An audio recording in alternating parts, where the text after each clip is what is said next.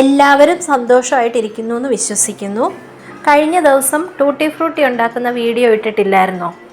അപ്പോൾ ആ ടൂട്ടി ഫ്രൂട്ടിയൊക്കെ ഇട്ടിട്ട് ഒരു കേക്ക് ഉണ്ടാക്കി നോക്കാവേ. ഇന്ന് ആ കേക്ക് ഉണ്ടാക്കുന്നത് എൻ്റെ അമ്മയാണ്.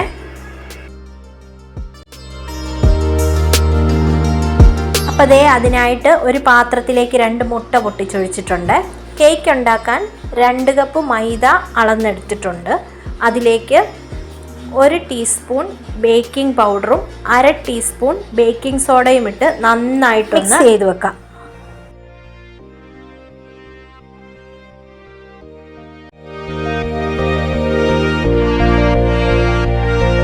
കേക്ക് ബേക്ക് ചെയ്യാനുള്ള ഒരു പാത്രത്തിലേക്ക് കുറച്ച് എണ്ണ തേച്ചിട്ട് അതിലേക്ക് കുറച്ച് മൈദാപ്പൊടിയും കൂടെ വിതറി കൊടുക്കും. 1 കപ്പ് പഞ്ചസാര അളന്നെടുത്ത് മിക്സിയിലിട്ട് നന്നായിട്ട് പൊടിച്ചെടുത്ത ആ പൊടി ഈ മുട്ടയിലേക്ക് ഇട്ട് നന്നായിട്ട് ബീറ്റ് ചെയ്ത് കൊടുക്കാം.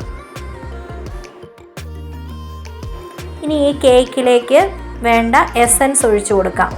ഇവിടെ ഞാൻ ഒഴിക്കുന്നത് പൈനാപ്പിളിൻ്റെ എസൻസ് ആണ്. 2 സ്പൂൺ പൈനാപ്പിൾ എസൻസ് ഇതിലേക്ക് ഒഴിച്ച് നന്നായിട്ട് ബീറ്റ് ചെയ്യാം. റൂം ടെമ്പറേച്ചറിലുള്ള പാലും കൂടി ഇതിലേക്ക് ചേർത്ത് ഒന്ന് മിക്സ് ചെയ്യാം. ഏകദേശം 1/2 കപ്പ് പാലാണ് ഒഴിച്ചു കൊടുത്തിരിക്കുന്നത്. ഇനി ഇതിലേക്ക് 1/4 കപ്പ് സൺഫ്ലവർ ഓയിലും കൂടെ ഒഴിച്ചു കൊടുത്ത് നന്നായിട്ടൊന്ന് മിക്സ് ചെയ്യാവേ. ഇനി 1/2 സ്പൂൺ വിനാഗിരിയും കൂടെ ചേർത്ത് കൊടുക്കാം. ഇനി നമ്മൾ എടുത്തു വെച്ചിരിക്കുന്ന മൈദ ഇതിലേക്ക് കുറേശ്ശെ ചേർത്ത് നന്നായിട്ട് ഇളക്കി യോജിപ്പിക്കാം. ഒരേ ഡയറക്ഷനിലേക്ക് തന്നെ ഇളക്കാൻ പ്രത്യേകം ശ്രദ്ധിക്കണം. ഇതൊരു റിബൺ പരുവത്തിൽ ആകുന്നിടം വരെ ഇളക്കണേ.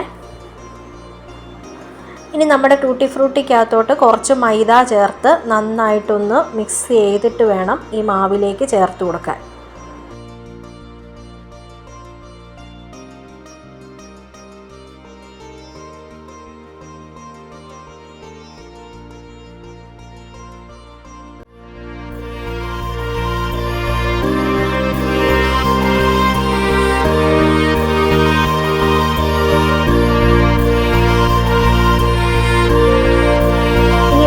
ഒരു 180 ഡിഗ്രി സെൽഷ്യസിൽ 10 മിനിറ്റ് പ്രീഹീറ്റ് ചെയ്യാൻ നോക്കാം.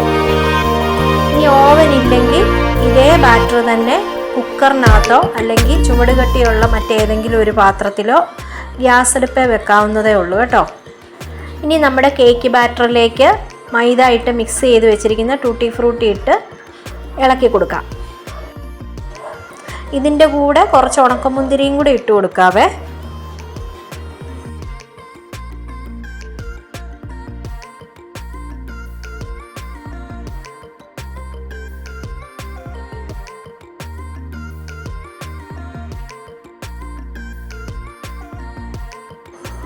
ഇനി ഈ ബാറ്റർ നമ്മുടെ കേക്ക് ട്രേയിലേക്ക് ഒഴിച്ചു കൊടുത്തിട്ട് നന്നായിട്ടൊന്ന് തട്ടിക്കൊടുക്കാം.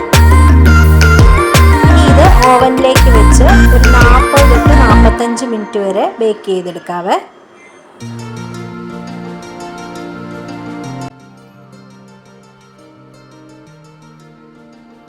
കേക്കിൻ്റെ എല്ലാം റെഡിയാക്കി തന്നിട്ട് അമ്മ ദേ ഫോൺ വിളിയിലേക്ക് പോയി കേട്ടോ. അപ്പോൾ നമ്മുടെ കേക്ക് പതുക്കെ വെന്ത് വരാറായി കേട്ടോ.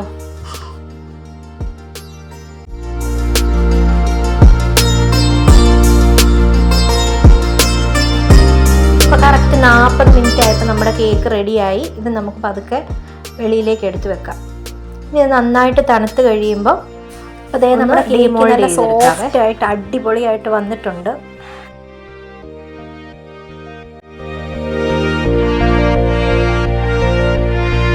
അതേ നല്ല പഞ്ഞി പോലെ നല്ല സോഫ്റ്റ് ആയിട്ടുള്ള കേക്കാണ്. ഇത് നമുക്ക് ഇനി ഒന്ന് കട്ട് ചെയ്ത് നോക്കാം.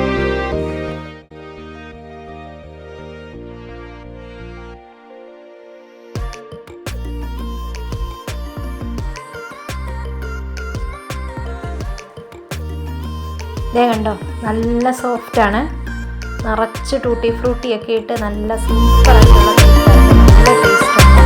പൈനാപ്പിളിൻ്റെ എസൻസ് നല്ല നല്ല എസൻസ് ചേർത്താലും മതി. പൈനാപ്പിൾ ആ ഒന്നുകൂടെ ടേസ്റ്റ് എന്നാണ് എനിക്ക് തോന്നുന്നത്.